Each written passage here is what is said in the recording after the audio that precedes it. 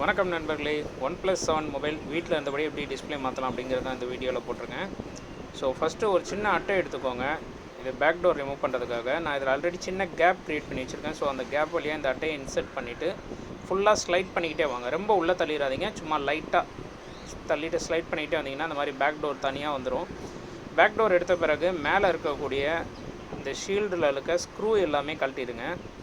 ஏன்னா மொபைலில் சுவிட்ச் ஆஃப் பண்ணணும், ஆனில் இருக்கா என்னன்றது தெரியல. ஸோ பேட்ரி கனெக்டரை நம்ம ரிமூவ் பண்ணுறதுக்காக ஸ்க்ரூ ரிமூவ் பண்ண பிறகு இந்த மாதிரி லைட்டாக ப்ரெஸ் பண்ணிங்கன்னா அந்த ஷீல்டு தனியாக வந்துடும். ஸோ பேட்ரி கனெக்டரை வந்து இப்போ நம்ம எடுத்து விட்டுடலாம். நம்ம மொபைலை ஆஃப் பண்ணிவிட்டு நம்ம டிஸ்பிளே சேஞ்ச் பண்ணுறது தான் என்றைக்குமே சேஃபு. ஸோ நெக்ஸ்ட்டு பார்த்தீங்கன்னா கீழே இருக்கக்கூடிய இந்த ரிங்கர் ஷீல்டை வந்து நம்ம ஸ்க்ரூ எல்லாம் கழட்டிட்டு நம்ம ரிமூவ் பண்ணி எடுத்துக்கலாம்.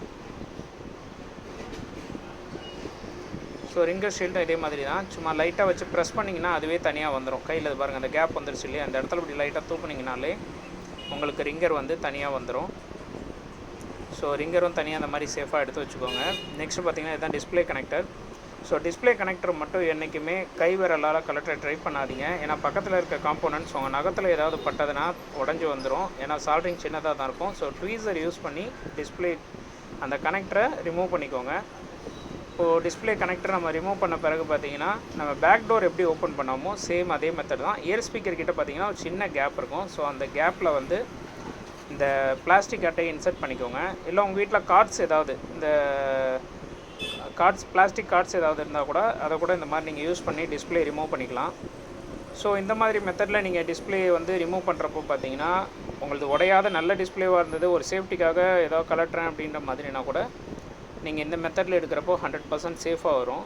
ஸோ பாருங்கள், அந்த மாதிரி ஃபுல்லாக திரும்ப ஸ்லைட் பண்ணணும். பார்த்தீங்கன்னா டிஸ்பிளே நமக்கு தனியாக வந்துருச்சு. ஓகேங்களா? ஸோ இது ப்ரோக்கன் டிஸ்பிளே தான், OLED டிஸ்பிளே. ஸோ நெக்ஸ்ட்டு பார்த்தீங்கன்னா நம்ம இந்த ஃப்ரேமில் இருக்கக்கூடிய க்ளூ, ஆல்ரெடி டிஸ்பிளேக்கு அவங்க ஒட்டியிருக்கக்கூடிய க்ளூ, அந்த க்ளூ எல்லாமே க்ளீன் பண்ணணும். ஸோ க்ளூ க்ளீன் பண்ணியாச்சு. நம்ம நியூ டிஸ்பிளே கஸ்டமர் வந்து நார்மல் டிஸ்பிளேவே போதுன்னு சொல்லிட்டாங்க. இதுவும் OLED தான், ஃபிங்கர் பிரிண்ட் 100% ஒர்க்கிங்கு. ப்ரைஸ் பார்த்தீங்கன்னா 2500 வரும் டிஸ்பிளே மட்டும் நமக்கு. இதை நீங்களே டிஸ்பிளே வாங்கி கொடுத்தாலும் ஃபிக்ஸிங் நம்ம 200 சர்வீஸ் சார்ஜ் வச்சு நம்ம பண்ணி கொடுத்துடலாம்.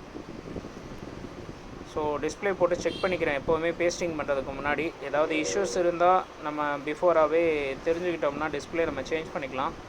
ஸோ அதனால் டிஸ்பிளே ஒன்ஸ் மாட்டுறதுக்கு முன்னாடி கலர் ஷேட் ஏதாவது வருதா, பிளாக் டாட் ஒயிட் டாட் அந்த மாதிரி ஏதாவது இருக்கா, இல்லை டச் ரன் ஆகுதா, இந்த மாதிரி இஷ்யூக்காக எப்போவுமே மேலே வச்சு செக் பண்ணிக்கிறது. நம்ம எல்லாமே க்ளீனாக இருந்ததால் நான் இப்போ பேஸ்டிங் போட்டுட்டேன். இங்கே பாருங்கள், ஃபிங்கர் பிரிண்ட் செக் பண்ணி காட்டுறேன்.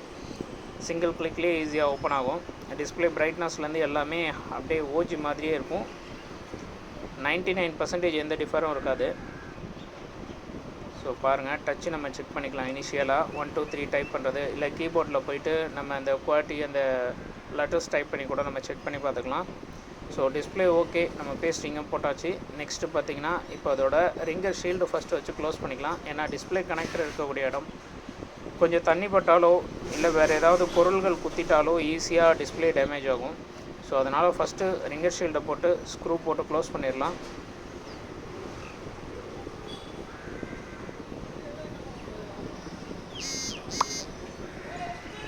ஸோ நெக்ஸ்ட்டு மேலே இருக்கக்கூடிய ஷீல்டு அதுவும் அதே மாதிரி போட்டு ஸ்க்ரூலாம் போட்டு க்ளோஸ் பண்ணிவிடுங்க.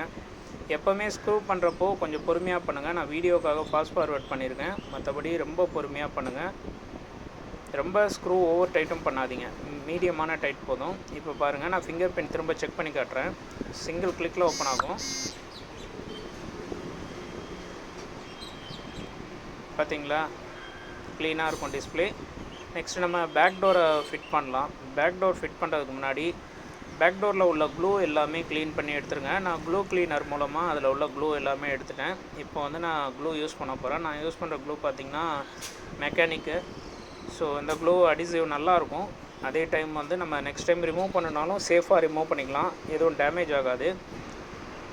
ஸோ க்ளூ போட்ட பிறகு நம்ம மொபைலில் வந்து கரெக்டாக அலைன்மெண்ட் பார்த்து உட்கார வச்சுருங்க. பேக் டோர் பெரிய அலைன்மெண்ட் கிடையாது, பட் என்னென்னு பார்த்தீங்கன்னா கேமராவில் அந்த கம் ஓட்டிடுச்சுன்னா அதை க்ளீன் பண்ணுறது ரொம்ப கஷ்டமாக இருக்கும்.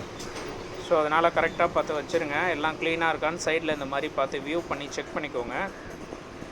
இப்போ நமக்கு பார்த்திங்கன்னா எந்த விதமான கேப்பும் இல்லை, எல்லாமே பர்ஃபெக்டாக ஃபிட் ஆகிருக்கு.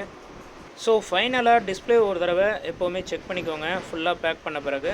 ஏன்னா டிஸ்பிளே உங்களுக்கு சாட்டிஸ்ஃபைடாக நீங்கள் பண்ண ஒர்க்கு உங்களுக்கே நல்லா இருக்கா அப்படிங்கிறத திரும்ப ஒரு தடவை உறுதிப்படுத்திக்கோங்க. ஸோ இந்த வீடியோ உங்களுக்கு பிடிச்சிருந்தா மறக்காமல் லைக் பண்ணுங்கள், ஷேர் பண்ணுங்கள், கமெண்ட் பண்ணுங்கள். மறக்காமல் நம்ம யூடியூப் சேனலை சப்ஸ்கிரைப் பண்ணுங்கள். நன்றி மக்களே. தேங்க்ஸ் ஃபார் வாட்சிங்.